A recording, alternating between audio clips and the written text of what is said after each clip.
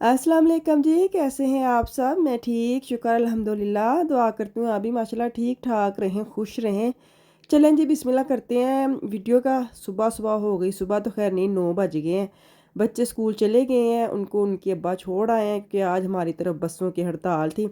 और 9 बजे मैं ना दोबारा जाके बेड पे चली गई, पता नहीं क्यों आज उठा ही नहीं जा रहा था। तो मेरा तो ध्यान अभी बाहर पड़ा है, मैंने दरवाज़ा खोला, मैंने कहा लै अज तो फिर रौनकां लगियां ने बर्फ़ दियां। तो खैर पतली पतली पड़ी है, अभी इतनी मोटी नहीं है। शुक्र है कि ये ना जो वैदर है ना वो प्लस में जा रहा है। जैन जी पहनती है ना फिर वो वैदर भी ढाटू जाती सारी बर्फ़। शुक्र है, मैंने कहा ऐसे रहे ना, थोड़ी थोड़ी पड़ती रहे, चलो मौसम ਨੂੰ ਵੀ ਹੋਵੇ ਕਿ ਮੈਂ ਪਹਿਨ ਦਈ ਜਾਂ ਬਰਫ਼ ਨੂੰ ਵੀ ਇਹਨਾਂ ਨਾ ਹੋਵੇ ਕਿ ਮੌਸਮ ਦਸੰਬਰ ਗੁਜ਼ਰ ਗਿਆ ਤੇ ਮੈਂ ਆਈ ਨਹੀਂ।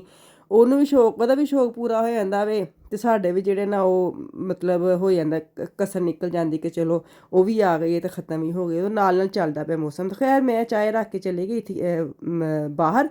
अभी आई हूँ, मैंने कहा चलो मैं नाश्ता कर लेती हूँ। नाश्ता क्या, नाश्ता जब मेरे मियाँ उठते हैं ना फिर मैं करनी है। तो हल्की फुल्की बेड टी कह लो, सोफ़ा टी कह लो मेरी तो खैर एक मैं लूँगी अपनी अलसी की पिन्नी जो मैंने बनाई है, देखे थोड़ी सी रह गई है, एक और भी बॉक्स में पड़ी हुई है, लेकिन अभी अब मेरा दिल कर रहा था मैं गाजर का हलवा बनाऊं, क्योंकि सर्दी में उसका भी बड़ा मज़ा आता है। सुबह सुबह चाय में वो गर्म करके खाए ना। आज मतलब लगदा है कि आज मैं ना ਉਹਦਾ ਕੰਮ करांगी, या मार्केट से चीज़ें लेके आऊँगी, गाजर वगैरह दारी बात लेके आऊँगी तो फिर बनाऊँगी ना, क्योंकि गाजरें अगर यहाँ की गाजरों का बनाती ना वो बड़ा ऑरेंज ऑरेंज बनता है। दिल था कि पाकिस्तानी मार्केट में जाऊँ, वहाँ से रेड वाली गाजरें लेके आऊँ, फिर ਉਹਦਾ तो अपना ही मज़ा आता है। या गाजर की खीर बनाऊँ या हलवा।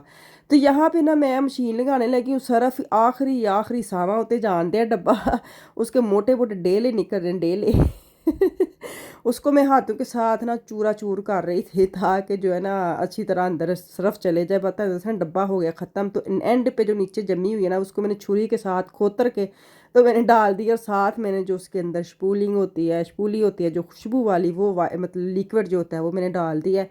और मैंने 2.5 घंटे पे लगा दी। 2.5 घंटे मशीन चलेगी और 2.5 घंटे के बाद आके चेक करेंगे। 2.5 घंटे के अंदर है तो हम काम कर लेते हैं। मैंने जो स्टैंड पे कपड़े डाले थे ना वो उतार लेती हूँ, क्योंकि जो 2.5 घंटे वाले मशीन बंद होगी ना तो फिर मेरे स्टैंड पे आके कपड़े डालने। आप कहते होंगे आपने तो मशीन ली थी जो ड्राई भी हो जाते हैं। हाँ, वो टॉवल वगैरह बेडशीट वगैरह मोटे कपड़े वो मैं अभी उनके अंदर ही सुखा लेती हूँ, लेकिन जो बारीक पतले कपड़े होंगे ना, छोटे कपड़े, वो मेरी कोशिश होंगी ख़ास तौर पे वो वाले जो लगता है कि अगर मैं ड्राई में डालूँगी तो वो खुल जाएंगे, सुक्कड़ जाएंगे, खुल नहीं जाएंगे, सुक्कड़ जाएंगे, तो वो मैं स्टैंड पे डाल लेती हूँ। तो खैर ये नहीं है कि मशीन बड़ी ख़राब है, ਉਹਦੇ ਦੋਵੇਂ ਕੰਮ बड़े सोहने होंगे, धुप भी जाती सुक भी जाती, बड़ा ईजी है। इत्थे मैं अपनी घड़ी बन्नन दी हूँ क्योंकि मेरे बेटा जो ना वो आके मेरा सबसे पहले बाजू देखता है कि अपने वाच नहीं पहननी। उसने वाच जिसलिए लेके मुझे दी, आपको पता है, चलने के लिए, ऊपर सारा देखने के लिए। मैं ਉਹਦੇ ਤੋਂ ਡਰ ਤੇ ਵੀ ਘੜੀ ਬੰਨੀ ਰੱਖਦੀ ਹਾਂ। ਪਿਛਲੇ ਦਿਨ ਜੋ ਮੈਨੂੰ ਕਿਸੇ ਨੇ ਕਿਹਾ ਸੀ, ਜਦ ਮੈਂ ਫ੍ਰਿਜ ਸਾਫ਼ ਕਰ ਰਹੀ थी, ਕਹਿੰਦੇ ਵਾਹ ਜੀ ਵਾਹ ਤੁਸੀਂ ਤੇ ਕੀ ਕਹਿੰਦੇ ਘੜੀ ਬੰਨ ਕੇ ਸਫਾਈਆਂ ਕਰਦੇ। तो मैंने ਇੰਨਾ ਹਾਸਾ, ਮੈਂ ਕਿਹਾ ਤੁਹਾਨੂੰ ਕੀ ਪਤਾ ਮੈਂ ਕਿੱਡੀ ਮਜਬੂਰੀ 'ਚ घड़ी बन के रखनी है। नॉर्मल जो वाच ने मैं कहीं आने जाने के लिए पहनती, शौक मुझे बड़ा, लेकिन घर में नहीं पहन सकती। जैसे चूड़ियाँ पहनी रखती हूँ ना, वाच नहीं पहन सकती। लेकिन मेरा बेटा जब आता है ना तो उसने एक दफ़ा मुझे कहा तो फिर मुझे उसके बाद शर्म आती है। मैंने कहा नहीं नहीं, बच्चे ने चीज़ लैके काहदे लई दित्ती है, फिर वो करना पैंदा है। चलो जी, बच्चे ਹੁਣ ਸਕੂਲਾਂ 'ਚੋਂ ਆਉਣ ਵਾਲੇ ਨੇ ਤੇ ਇਹ ਮੈਂ ਕੱਢਿਆ ਸੀ ਪੈਕਟ, ਮਿਲਦਾ ਹੈ ਤੁਰਕੀ ਮਾਰਕੀਟ 'ਚ ਮਿਲਦਾ ਵੇ। ਤੁਸੀਂ जा के ਉੱਥੇ रोटियां ही कह लो या शवारमा कह लो, इस टाइप का ना ये पैकेट बना होता है। अब इसके अंदर बनाऊंगी मैं पिज़्ज़ा। डबल रोटी लूँगी, डबल मतलब वो वाली डबल रोटी नहीं, इनू मतलब 2 पीस लवांगी। एक पीस में रखा है वो जरा एयर फ्राई के अंदर जाली है ना जो जानी है उसके ऊपर। तो मैं ये देख रही थी एयर फ्राई से बड़ी है ये रोटी, लेकिन मैंने काटी नहीं, मैंने ऐसे ही रख दी। मेरे पास ना तो सलामी थी ना मेरे पास चिकन था, मैंने फ़िश निकाली है। इसको मैं करूँगी मिक्रोवेव में डालेंगी 1-2 मिनट ताकि ये पिघल जाए। फिर इसके टोटे छोटे करके ना इसको मैं ऊपर लगाऊंगी। सबसे पहले तो एक चपाती के ऊपर मैं डालूंगी कीज़े चीज़, तो उसकी दूसरी चपाती जो उसके ऊपर मैं मूदी मारूंगी, टकरा लगाऊंगी। एंड मैं हूँ तुहानू कट के वहानी है ऐसे। इसको मैं ढक दूंगी ना, फिर इसके ऊपर मैं जो पिज़्ज़ा सॉस होती है वो लगाऊंगी। ऐसे सारी जो भी आपके पास चीज़ें हैं जो ਤੁਹਾਡੇ बच्चे शौक ना खाते हैं। मेरे बच्चे फ़िश भी खा लेते हैं, सलामी खा लेते हैं, चिकन का बनाओ वो खा लेते हैं। तो खैर मैं अभी इसको ना ऊपर सारी जो इसकी होती है ना रेड वाली सॉस वो मैंने ऊपर लगा दी है। और ये देखिए जिसको मैंने मिक्रोवेव में डाला था, अब इसके छोटे छोटे पीस करके तो इसके ऊपर मैं पूरे के ऊपर ना खलारा फूल शलू बना दूँगी, ताकि पूरी जी पिज़्ज़े की एक बनी ना चपाती वो उत्ते वाला फ़िश जो है ना वो फैल जाए। तो अभी इसको ना मैं आज इसलिए बना रही हूँ ताकि मुझे किसी ने कहा था आपका जो एयर फ्राई है ना उसका जो अंदर बनाती है ना वो हमारे साथ शेयर करे, हमें पता लग जाए। तो आज दो चीज़ें अंदर मैं बनाऊंगी, एक तो ये बनाऊंगी, एक मैं बाद में दिखाती हूँ। तो अगर इसका लिंक चाहिए तो वो लिंक डिस्क्रिप्शन में मैंने ਹੁਣ 24 ਘੰਟੇ ਲਈ ਪਾ ਛੜਿਆ। मैं जिन्ने सवाल आते हैं बेहतर है तुसी ਉੱਥੋਂ जाके डिस्क्रिप्शन च लवो लिंक, ਉਹਨੂੰ क्लिक करो तो अमेजोन ਵਿੱਚ ਤੁਸੀਂ ਜਾ ਕੇ मतलब बुक करवा सकते हो ना। तो मेरे ख्याल अगर किसी को समझ नहीं आती तो डिस्क्रिप्शन च फेसबुक वाले जो मेरे बहन भाई उनको नहीं पता चलता, फिर मेरे से प्राइवेट आके पूछते हैं, उनको मैंने दिए भी हैं। और अगर नहीं समझ आती तो मुझे प्राइवेट इंस्टाग्राम पे मुझे मैसेज करे अदीबा पॉइंट कालो, मैंने दिया भी होता है साथ, रोज़ देनी है। उत्थे आके तुसी फॉलो शालो करो मैनू, उत्थे आके मैसेज करो, तो जो भी तुसी लिंक लेना है किसी चीज़ का भी कुछ पूछना है तो उत्थे मैं हाज़र हर वक्त 24 घंटे किसी ने कुछ भी पूछना है तो मैं आपको जवाब दूँगी, ठीक है। तो इंस्टाग्राम पे आज फॉलो शालो करया करो, उत्थे भी आ गए, ठीक है। तो चले जी, यहाँ पे मैंने मशीन के सारे बर्तन जो है वो जहाँ जहाँ रखते टकाने तो रख देते हैं। हुण मैं करा एयर फ्राई बंद, और मैंने 15 मिनट पे लगाया था लेकिन 13 मिनट के अंदर अंदर ये जो पिज़्ज़ा ना तकरीबन डन हो गया था। अच्छा, ये जो साइड पे रोटी मुड़ी हुई है ना, इसका मतलब ये नहीं है कि ये क्यों मुड़ी है, क्योंकि ये बड़ी थी ना, छोटे साइज़ में मिल जाती है, अब छोटे साइज़ से लेके आए। ये देखिए क्या मज़े का पिज़्ज़ा बना है। इसके अंदर आप कुछ भी लगाएं, सब्जियां लगा लें, वेजिटेबल वाला बना लें, चिकन का बना लें, कुछ भी। तो ये एक सैंपल है, ये बच्चे आने वाले थे, इनकी मैंने प्लेट में बना के तो फोलिया शोलिया लगा दिया ताकि वो आराम से आके अपना खाना शाना खा लें।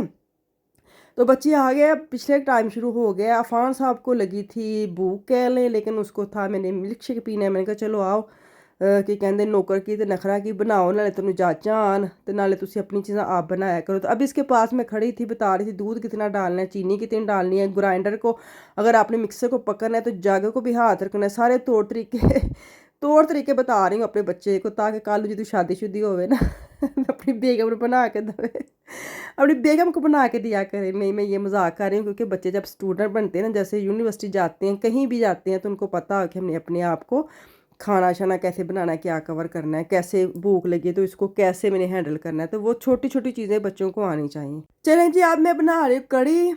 तो ये 2 दिन का व्लॉग मिल मिला के मैंने बना दिए थे। कल मेरी छुट्टी थी, कल मैंने चने बनाए थे, तो आज मैं ना इसका बना रही हूँ कोली में, प्याली में मैंने डाला सालन, साथ मैंने लिए हाफ पराठा, पराठा कह लें कुछ कह लें। मेरा दिल कर रहा था कि इसके साथ में डोब के मैं अपना नाश्ता करूँ। पकौड़े जो है ना उनका सामान मैंने कर लिया रेडी, थोड़े से बनाने क्योंकि कड़ी भी मैंने थोड़ी सी बनाई है लुकमान के लिए। तो बच्चे आ गए स्कूल से, उनको मैंने बना दिया पिज़्ज़ा, जो भी आपने देखा आ गए हैं।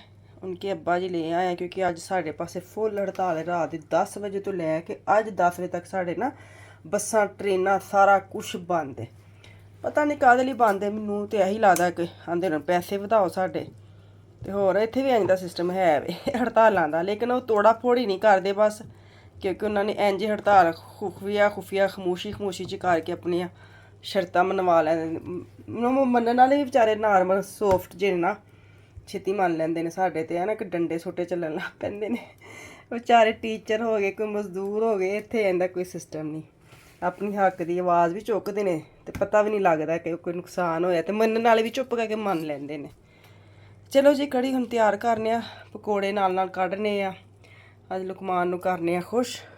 आटा मशालने गूंदा है, ये देखें इन्ना सख्त है, थोड़ा ना पानी को समझ नहीं आई, उन्हें अटके बन गया बहुत सख्त है। मैं हम आटा बाहर कढ़िया क्योंकि मैं कुछ पराठे बनाए ने तो बड़ा ही औखे बने, हम मैं बाहर कढ़ के रख दिता ताकि थोड़ा जिहा नरम हो जाए तो मैंने बनाव ने। तो मेरे तो गुट रह गए, पेड़ा ही नहीं सी होन दिया। चलो कोई नहीं, आस्ता आस्ता जाच आ जाएगी। ऑयल हो गया साडा गर्म, तो इत्थे जी ना कड़ी ने भी ना भुड़क बाहर आंदी, तो बाहर ना आवे, जे आ गई बाहर ओए होए खान का नहीं मज़ा आता, जेड़ा गुस्सा चढ़दा वे कि खलारा बड़ा पाती है। जैन जी बाला आएगा ना, मैनू हल्की अग दे हुण पकन देवांगी ताकि कड़ी का मतलब कढ़दी रहे। दूजे पासे करने पकौड़े, ऑयल हो गया गर्म, छोटे छोटे पकौड़े पाने आ, छोटे छोटे मतलब ज़्यादा मोटे नहीं, फिर ना अंदरों कच्चे रह जाते हैं। तो मैं बस छोटे छोटे पकौड़ियां का एक पूर जिहड़ा हुंदा ना वो पा लैनी, 2 पूरी बनने ने मसा, क्योंकि इन्ना मसाला बनाया नहीं। चलो ये हो गया एक पूर तो मसाला ए रह गया, तो कड़ी होन दी उबलन दी है। तो अज दा ਤੁਸੀਂ ਵੀ ਕਹਿੰਦੇ ਹੋ ਨਾ ਬਾਜੀ ਤੁਹਾਨੂੰ ਕੜੀ ਬਣਾਉਣਾ ਔਖੀ नहीं लगती जी तुसी काम बार बार करो ना वो बिल्कुल औखा काम नहीं लगता मुझे अब बड़ी इजी लगती है। तो मैंने ना अपने बेटे को खुश करने के चक्कर में ये मैंने सीख लिया अपने जहन को मैंने समझा लिया कोई औखी चीज़ नहीं कोई टाइम नहीं लगता क्योंकि मेरे बच्चे को ये चीज़ बड़ी पसंद है मुझे बनानी पड़ती है मुझे खुद भी बड़ा मज़ा आता है मेरी अगर उसकी पसंद की चीज़ बनाती हूँ ना और वो जब वापस आता है पढ़ के और देखता है कि क्या मेरी मर्ज़ी का बनाया तो बड़ा वो भी खुश हो जाता है तो मेरा होर दिल खुश हो जाता है कि चलो मैं मेहनत की थी तो बच्चे को पसंद आई। अच्छा जी दूसरी चीज़ मैं एयर फ्राई में वही वाली फ़िश जो मैंने पिज़्ज़े पे डाली थी वही मैंने निकाल के तो मैंने अब एयर फ्राई में डाला है और इसके ऊपर मैं इसको दबाऊंगी इसको ऑन करूंगी और उसके ऑप्शन देख रही फ़िश वाले को मैं दबाऊंगी तो फ़िश का जब दबाया ना 13 मिनट तो लिखी आए ने 13 मिनट बाद जाके बैल होएगी तो फ़िश हो जाएगी रेडी। बड़ी ईजी फीजी फ्रीज़र ਵਿੱਚ ਕੁਛ ਵੀ ਤੁਸੀਂ ਕੱਢੋ ਨਾ 에ਅਰ ਫਰਾਈ 'ਚ ਬਣਾਓ ਕਿਉਂਕਿ ਸਭ ਤੋਂ ਮਜ਼ੇ ਦੀ ਗੱਲ ਹੈ ਕਿ ਤੁਹਾਡੇ ਬੱਚੇ ਨਾ ਫਿਰ ਬੜਾ ਮਜ਼ਾ ਆਉਂਦਾ ਕਿ ਤੁਹਾਨੂੰ ਕੁਛ ਮਿਹਨਤ ਨਹੀਂ ਕਰਨੀ ਪੈਂਦੀ ਕੋਈ ਆਇਲ ਨਹੀਂ ਲਾਣਾ ਪੈਂਦਾ ਕੋਈ ਫਰਾਈ ਨਹੀਂ ਕਰਨੀ ਪੈਂਦੀ ਕੋਈ ਡਰ ਨਹੀਂ ਲੱਗਦਾ ਬੱਚੇ ਆਰਾਮ ਨਾਲ ਇਹਦੇ ਵਿੱਚ ਚੀਜ਼ਾਂ ਆਪਣੀਆਂ ਬਣਾ ਲੈਂਦੇ ਨੇ। ਚਲੋ ਜੀ ਇੱਥੇ ਮੈਨੂੰ ਦਿਓ ਇਜਾਜ਼ਤ ਉਮੀਦ ਹੈ ਤੁਹਾਨੂੰ ਪਸੰਦ ਆਏਗੀ ਵੀਡੀਓ ਤੇ ਕੱਲ ਵਾਪਸ ਆਉਂਗੀ। ਅੱਲਾ ਹਾਫਿਜ਼।